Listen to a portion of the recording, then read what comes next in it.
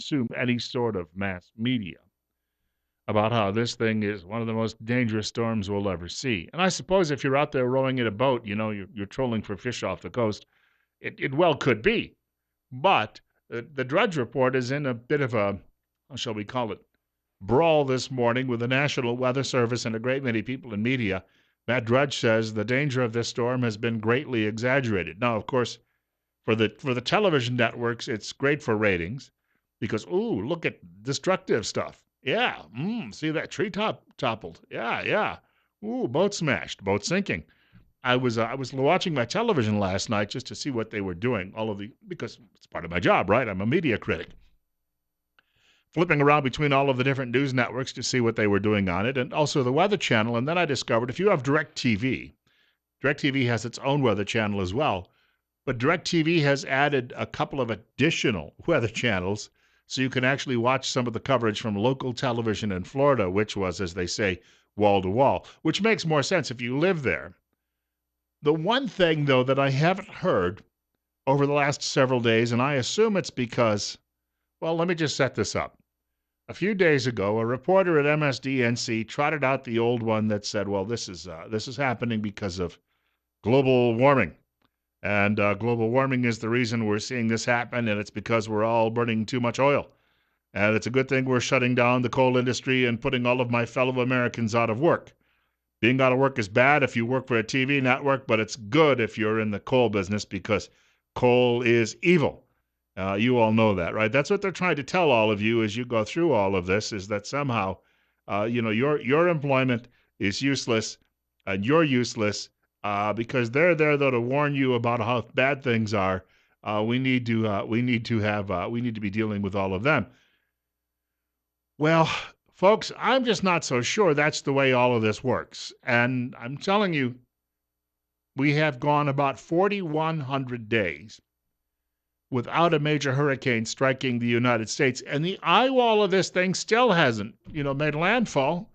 And if it doesn't, I guess it raises the question, maybe something that we ought to be thinking about, is this going to happen at all? And if it doesn't, and it moves out and we have no more hurricanes this year, then we'll be at about 4,400 days next year. Now, for you Democrats who are listening this morning, a year has 365 days, okay? So if you have 10 of them, you add 3,650 days. If you have 11 of them, you get pretty close to 4,000 if you understand that. And if you add in a couple of more months, you clearly break the 4,000. What we're talking about is there hasn't been a major hurricane in this country. That I could say at this stage of the game, we could be worried about or claim had anything to do with global warming since, well, Katrina in 2005. It's like ancient history now.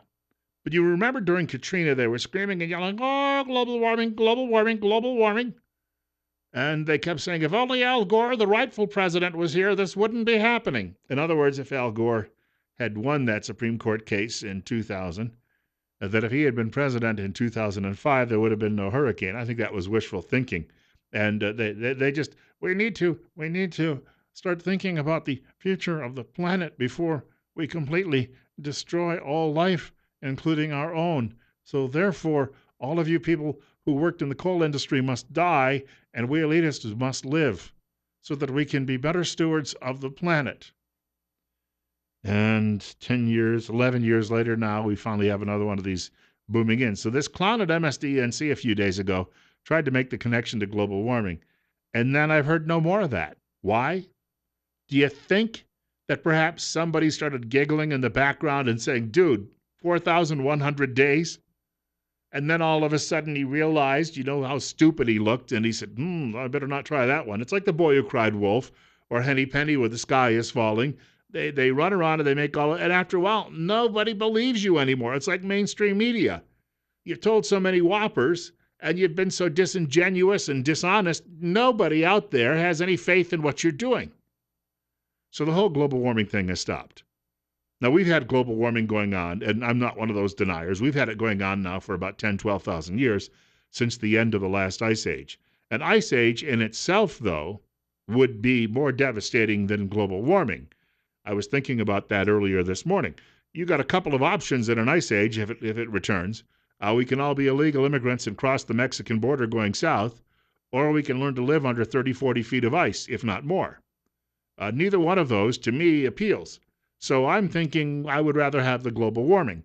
Some writer many, many years ago, and I think I read it in Harper's, which is a publication that's somewhat leftward, had said, and I remember reading this story many, many years ago, the reason we have not had a return to the ice age is because man terraformed the planet. In other words, we do more agriculture. We do it to such an extent now. We've got industrial agriculture. That means a lot of bovine flatulence, a lot of pigs breaking wind. It also means we've got cornfields spread halfway across America and in even many parts of the world now. And because of all of that, and because of all of the uses of diesel and everything else, and to create fertilizers out of petroleum, we now have this situation on the planet where it's just simply too warm to any longer kick off another ice age. Now, that's a theory. I tell you it's not fact, but it is a theory. So, in one sense, big farming is actually good for the planet in that we are not all going to freeze to death. Because, when it's hot, you can always take your clothes off. Oh, go ahead. But don't do it out in public. There was a woman from Idaho who did that at an airport the other day. It did not work out for her. You have a situation here, though, where the left is just looking to glom onto anything because, in their view, the ends justify the means. And if they destroy the industrial-based economy, then they believe they can turn around and institute their Marxist paradise. So they've been working really, really hard at this. They've inculcated your children at school. I was sharing in my pregame video on Facebook this morning. I was in the second grade in the spring of 1970. I was 7 years old. I didn't turn 8 until the fall. And we got our weekly reader, and on the cover was a story about electric cars and how we needed to quickly convert to electric automobiles to save the planet. Of course, when you're in the second grade, you take it home and you go, Daddy, Mommy, you got to get rid of that big old Chrysler Newport, because if you don't, we're going to fry the planet to a crisp, and you don't care about future generations, obviously. Meanwhile, they were working 2 jobs apiece so they could support us and keep up a big home and buy us food and presents and the like. And they're looking at you like, get out of my way, kid. Really, they didn't want to hear it. And I didn't realize at the time that in order to fuel an electric car fleet, you needed to burn lots of electricity up, which means you got to burn a lot of oil and coal and other things to generate the electricity. Now, one other quick note this morning. We'll get to this in a few minutes, or maybe we'll touch on it now. John Kerry, who was another one of those people who lost to George W. Bush, tells you about the quality of Democrat Party candidates for the most part, doesn't it? But he lost to George W. Bush in 2004. He's the Secretary of State now. He's going around the world saying to everybody, well, it's very obvious that global warming is the greatest threat to world security and peace, and if it continues, we're going to have global war, and that will be a very bad thing. Well, can I add a couple of things to that? First of all, there's a story today that says Saudi Arabia is sucking wind. It may collapse. There may be a revolution there because the Saudis thought that they were going to put our oil industry out of business. It was, for a time, it cost about, the break-even point for frackers in North Dakota, Texas, and other places in this country was about $70 per barrel. So Saudi Arabia decided to pump more oil to the extent that they dropped the world price all the way down for a while into the $35 to $40 range per barrel of oil. It stabilized again in the mid to upper 40s and has been there for quite some time. What happened was the people, I mentioned this the other day on the air, that frack for oil in the United States found the efficiencies to bring their price down, their break-even price, to about $45 a barrel. Now Saudi Arabia is flat busted, and they can't provide all of the freebies they've provided for their countrymen for years. And the only way that the House of Saud, which is supposedly our ally, but they chop people's head. They do worse than ISIS to people. They are ISIS with a government that Washington considers legitimate. The only way they've held power is for 2 reasons. They give a lot of presents. They play Santa Claus to their people. And number 2, they made a deal with the devil with the Wahhabi wing of the Islamic faith. Well, their relationship with both of those groups is very tenuous, and more so now because they're having to cut all of the social programs and the like. If they go down, then there's going to be a serious problem there. But that is not that is indirectly. He was right by being wrong, I guess, in John Kerry's case. That's the best thing I will ever say about him. On the flip side to all of this, yesterday afternoon there was a fellow named Pratt. He runs something called Pratt Industries, and he was on television with Neil Cavuto on the Fox News channel. Mr. Pratt is Australian, but he's opened a great big facility in Indiana. There's a picture of him walking with Indiana's superb and superlative governor, Mike Pence. They would flash that up on the screen for us, of course. And he mentions that he's come to the United States to get involved in food production. Because he says the one thing that Americans don't realize is that there's this huge untapped market of hungry Asians that we can still feed. And the United States right now is the most efficient producer in the world because the United States has just, rolling cornfields and great big industrial beef farms and pig farms and the like. And for that reason, we can start importing that. Or exporting that. We could also export some of the newfound oil we have. As I mentioned yesterday, we have a great big new field in Alaska that just popped up out of nowhere, 2.5 billion barrels. We could start paying down $20 trillion in debt. Because if we don't handle the debt sometime soon, then we're going to find that is actually a much bigger national security threat than anything that is currently happening when it comes to the weather or the climate. And, the liberals will say, well, you're just a big dummy. You conservatives think that climate and weather are the same. Well, an inch is not a foot. But if you pull out a foot-long ruler, it is made up of 12 inches. Your climate is the same thing. It is a series of weather units. It's 8:18. I've got about a minute before the break. I'll squeeze a caller in here. You're up next on KLIX with Bill Colley. Yeah, the only problem or the biggest problem with this whole global warming thing is that the only place you hear anything about it is a few leftists in the United States. If you keep up with any kind of media or whatever from anywhere else in the world, it's hardly ever mentioned, because it doesn't buy in. The rest of the world doesn't buy into the liberal rhetoric, and even a lot of the liberal nations, global warming is not something that they really talk about. And our Canadian friends, thank you for the call. Our Canadian friends are much more liberal than we are, and yet they've got no problem with pulling billions of barrels of oil out of the Alberta tar sands. And yet the environmentalists in this country would like to stop them. I guess, everything short of war, and maybe even that. We've got a short break ahead. We're going to be talking guns in the next hour on News Radio 1310, KLIX, and newsradio1310.com. Bill Colley with you this morning on Top Story. It's 36. Just want to pass along a quick thank you this morning to... I won't mention their last names because maybe they don't want the neighbors to know they're actually listening. Yeah, you are, and you got a couple of liberals in the neighborhood. You never know who's going to try to egg your house. It is coming up on Thanksgiving, or not Thanksgiving, but Halloween after all. But a thank you to Don and Sonia for the wonderful card this morning. As some of you know, Monday is my birthday. I will be away Monday and Tuesday. I'm going to be eating some seafood at a little restaurant, which is in an old blue and white house, well, mainly white, on Monday for dinner in Jackson Hole. I'm going to be over there a few days, so just wanted to share that with all of you. But anyway, thank you much for the telephone or the card.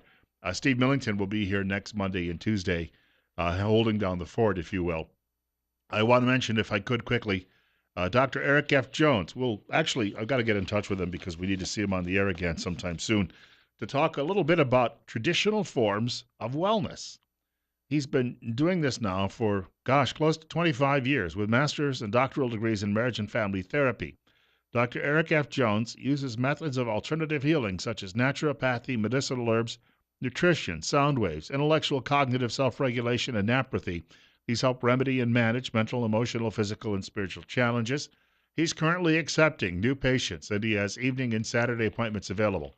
His telephone number is 731-7178, and you can find him on Facebook at Eric F. Jones, Ph.D., Mental Health and Wellness Therapist. That's Eric with a C. 736-0300. Telephone number for reaching our program today, 736-0300. We have a caller with us. Caller, you're up next. You're on the air on KLIX.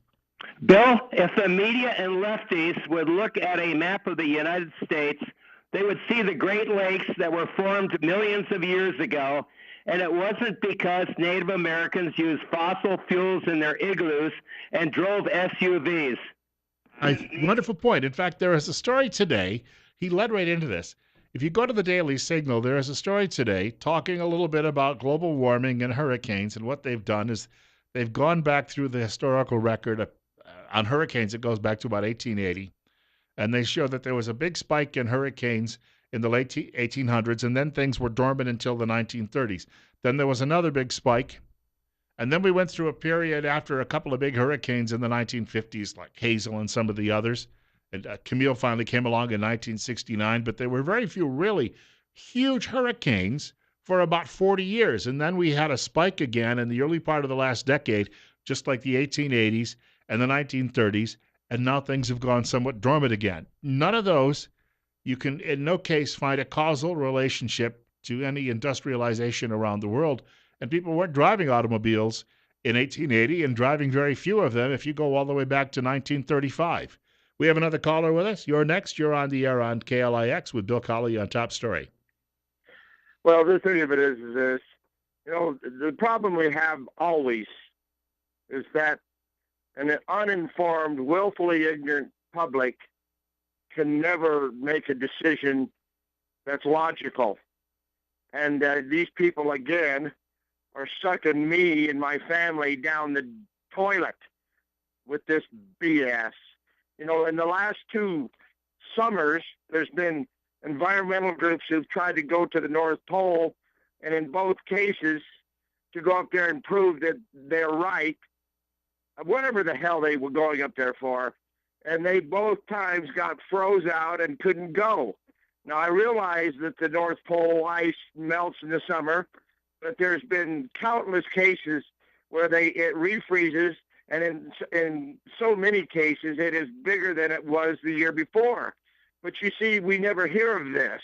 These wacko suckers who have been waiting since Katrina for these hurricanes that are here now. Oh, see, we're right. You say to yourself, who the hell believes these people? Well, there's too many that do. And again, they're the ones that are sucking me and my family and you and the rest of logical nation down the toilet. Thanks, Bill. Thank you. And they're actually salivating over the prospect of that devastation and maybe death, because then they can try to make this claim. It's a bit like liberals, using Fast and Furious to run guns to Mexico so drug gangs can use them in their horrible crimes, horrific crimes against not only Mexican people, but against U.S. border agents. And then they turn around and say, you see, it's too easy for them to get guns. Not that President Obama was down at the border personally selling them the firearms, but he may as well have been, because he's complicit in that he was behind that whole plan with former Attorney General Eric Holder. So the hardship and the devastation and the inhumanity just plays right into their hands. And they enjoy that because they would like to, as I say, totally tear down the U.S. economy, what little of the industrial base is left. Cheap energy right now is what will save this planet, because it's not the global warming that's the threat. If we have cheap energy, that means the economy around the world will grow for everybody. That rising tide, no pun intended, will lift all boats. And the cheaper the oil is, the cheaper the coal, the natural gas, solar prices are coming down. I'm not opposed to it as long as it's cheap, but as long as we drop the costs of energy, it will become easier then to feed and clothe the people of the world. And then in the future, there will be less want and less need, and there will be fewer wars. Lefty can't seem to grasp that. It's 8:30. Bill Colley with you on Top Story on News Radio 1310, KLIX and newsradio1310.com. It's 38. Going to be talking about Breast Cancer Awareness Month and some firearms training coming up in a bit in this program.